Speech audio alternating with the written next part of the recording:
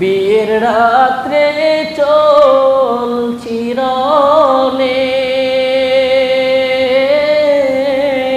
বিদায় দেওয়া মারে রে যাব জঙ্গে ওহুদে। হাত তুলে স্ত্রী বলে আল্লাহর দরবারে, বিয়ের রাত্রে নবস্বামী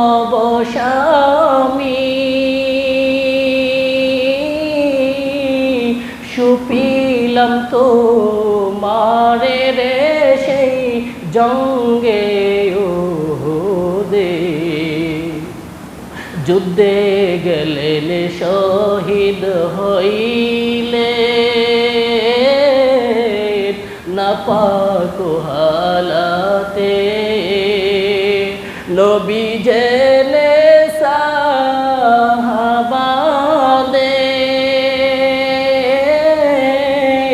বলেন গোসল দিতে রে সেই জঙ্গে ওহুদে।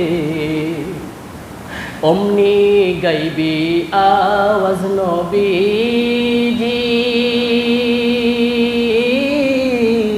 পাইলেন শুনিতে, হানজালার গোসল হইবে ফেরেশতাদের হাতে রে জান্নাতের পানি। আল্লাহু আকবার।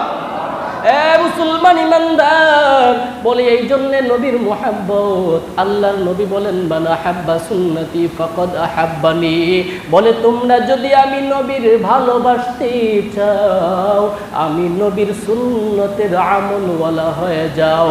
এই জন্য সুন্নতের আমল করা লাগবে কি লাগবে না? এরে নবীর উম্মতের দল, এ যুবক ভালো করে শুনে নাও, আজকে তুমি নায়ককে ভালোবাসিয়া নায়কের অনুসরণ করো। আজকে তুমি খেলোয়াড়কে ভালোবাসিয়া খেলোয়াড়ের অনুসরণ করো। খেলোয়াড় যেমনে মাথার চুল কাটে তুমিও তেমনি কাটো। খেলোয়াড় যেই রঙের গেঞ্জি গায়ে দেয় তুমিও সেই রঙের গেঞ্জি গায়ে দাও। কিন্তু বলো আমার নবীর মুহাব্বত কি এতই কম হয়ে গেল নাকি?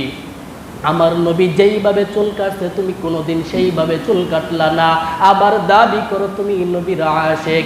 আমার নবী যেমনে খাইছে তুমি খাইলা না, কেমনে খাইছে কোনোদিন জানলাও না। আমার নবী কেমনে হাঁটছে তুমি সেইভাবে হাঁটলা না, কেমনে হাঁটছে তুমি জানলাও না।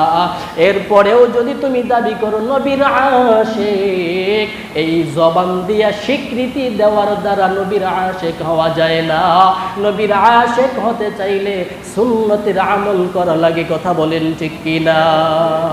আশিক হো মেরা জরাই শাহেন শাহে দো আলম, আশিক হো মেরা জরাই শাহেন শাহে দো আলম, সুন্নত কি